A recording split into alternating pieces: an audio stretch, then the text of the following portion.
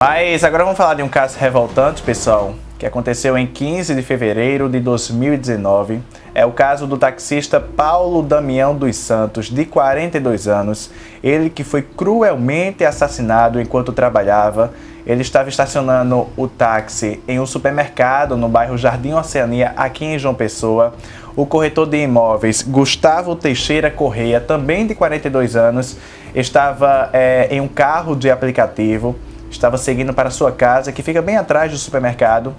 E aí, com a manobra do taxista, do Paulo Damião, estacionando, o veículo que o Gustavo estava parou para esperar, obviamente, em respeito, né, para esperar o taxista estacionar, coisa que acontece rotineiramente no dia a dia.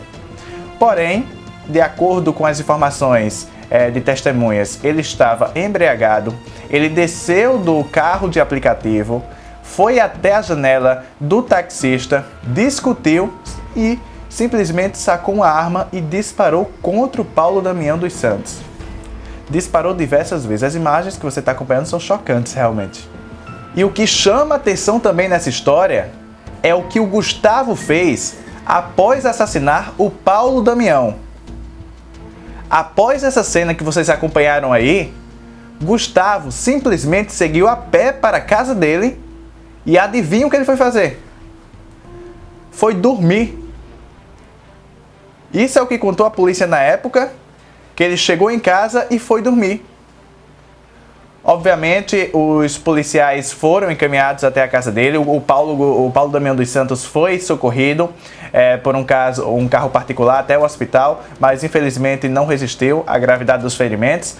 E daí, quando os policiais chegaram na casa do Gustavo, ele ainda ficou horas lá dentro.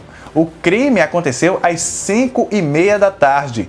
O Gustavo só foi se entregar por volta das 9h30 da noite.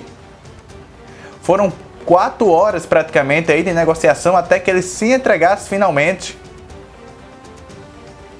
E aí a nossa equipe procurou a filha do Paulo Damião dos Santos, né, para acompanhar o caso que estava acontecendo. E a justiça ainda não deu nenhum posicionamento de acordo com a filha. A justiça ainda não julgou o caso, a justiça ainda... Vamos fazer o seguinte, eu vou mostrar a reportagem agora para vocês do Michel Andrade. Em alerta.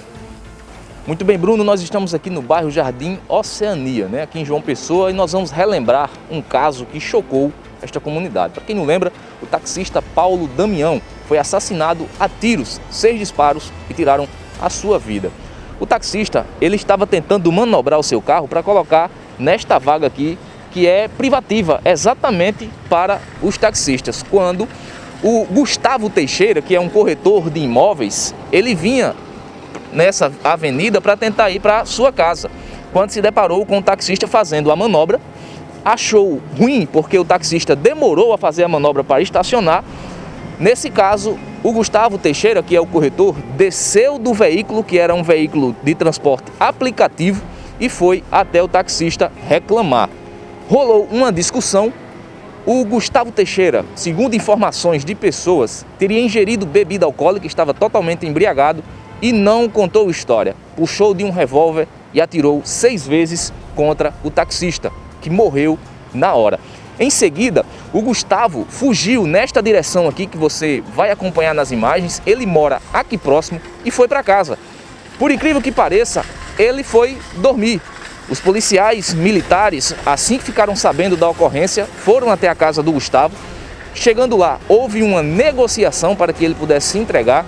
A esposa dele, que é advogada, entrou em contato com os policiais, rolou aquela negociação. Até outra advogada também que foi para o local para poder acalmar os ânimos da sua esposa, que estava bem estressada, e para que ele pudesse ser conduzido para a central de polícia.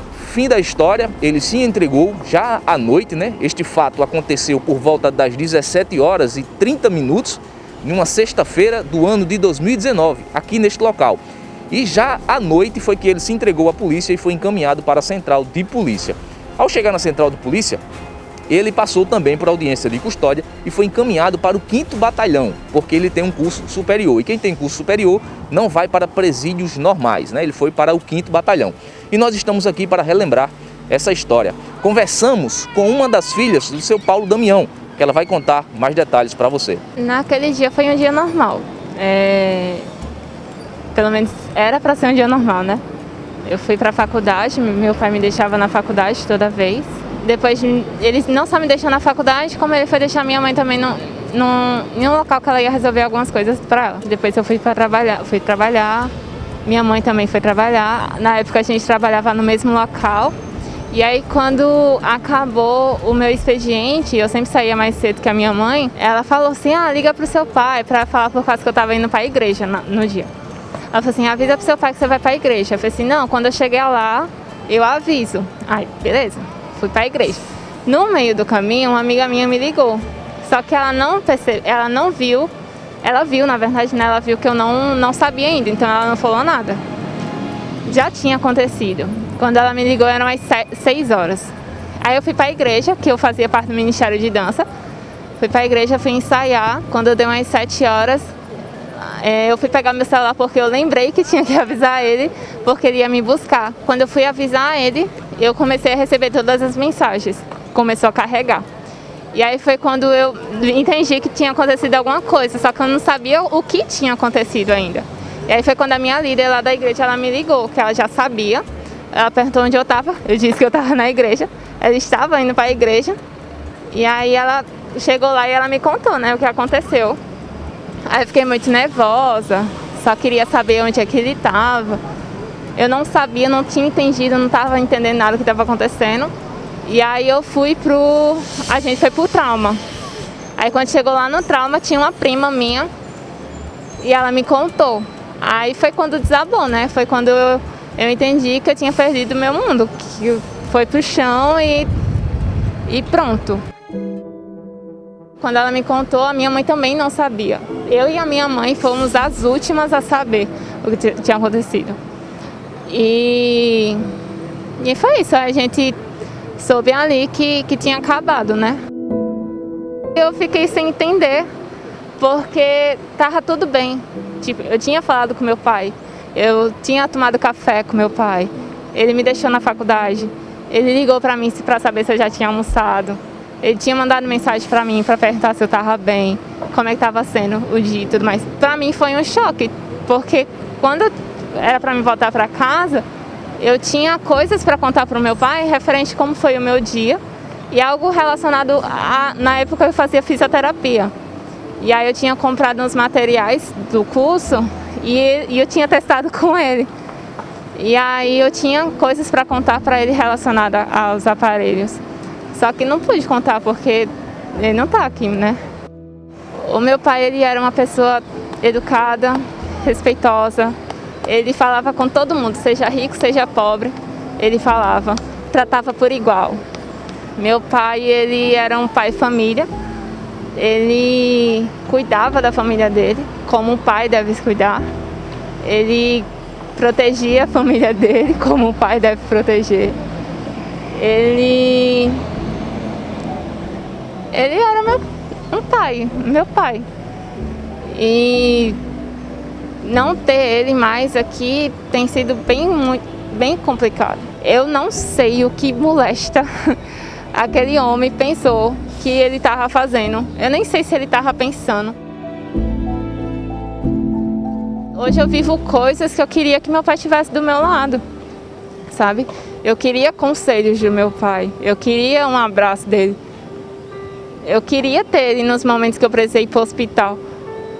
Porque eu fiquei com alguma coisa, eu tive alguma coisa, só que eu não tive ele, porque tiraram meu pai de mim. Há alguns meses atrás, eu queria. O que eu mais queria era ir até onde ele está preso, sentar de frente com ele e perguntar o porquê. Só que depois de muita terapia, que eu tenho feito terapia, depois de muita terapia eu entendi que mesmo eu perguntando o porquê, não vai trazer o meu pai de volta e nem vai me dar um norte ou um ponto final nessa história. Eu tenho pena de ele ser uma pessoa sem coração. Eu tenho pena de ele ser uma pessoa ruim. Eu tenho pena da família dele, da filha dele, por não saber o que é um pai de verdade. porque um pai de verdade não tira a vida de ninguém. Todo mundo que comenta sobre quando vem o assunto deseja coisa ruim. Eu não desejo, eu não consigo desejar, porque a gente só oferece aquilo que a gente tem. Então eu desejo para ele, para a família dele, que viva a vida deles. Mas o que eu desejo para ele é que ele permaneça preso e que ele pague pelo que ele fez. Não vai me tirar, não vai trazer o meu pai de volta, mas ele vai continuar preso, que é isso que ele precisa, entendeu? Ele precisa ficar preso. Não vai trazer nada, mas se ele ficar preso, eu vou ter um pouquinho de paz. Nós viemos aqui na casa onde o Gustavo, o corretor, pelo menos na época morava aqui. Nós íamos tentar contato, tentar falar pelo menos com a esposa dele, que é advogada, mas não fomos atendidos. Tentamos, batemos várias vezes, mas ninguém saiu. Eu realmente não sei o que acontece, não sei o que está acontecendo. Desde que esse programa estreou e que a gente vai exibir nos casos aqui, casos que aconteceram em 2019, 2020, e até agora não tem nenhum tipo de respostas por parte da justiça. Eu não sei o que está acontecendo. Gente, tem imagem de câmera de segurança que mostram o Gustavo atirando. O que é mais preciso para a justiça ser feita? O que é mais preciso para julgar, para o julgamento acontecer? Como a filha falou, a filha não quer o mal de ninguém. A filha não quer, como muitos desejam, a morte dele. Enfim, a filha quer apenas que a justiça seja feita. A paz que pelo menos a filha ia ter, sabendo que o pai dela não morreu em vão. Mas cadê a justiça agora? Quanto tempo mais? A Jéssica vai ter que esperar. E como vocês viram, o Michel Andrade foi até a casa que morava, o Gustavo na época. Tentamos entrar em contato lá, mas ninguém nos atendeu. Estamos abertos aqui também para ouvir o lado do Gustavo Teixeira Correia, que é o corretor de imóveis aí. E Jéssica, esperamos de verdade que a justiça seja feita. Estamos aguardando e vamos continuar acompanhando esse caso. Vou pedir até para o nosso brilhantíssimo produtor, o Matheus dos Santos, continuar em contato com você para a gente manter esse caso atualizado. Esperamos que a justiça marque logo esse julgamento, porque não tem motivos para tanta demora. É realmente inadmissível essa situação.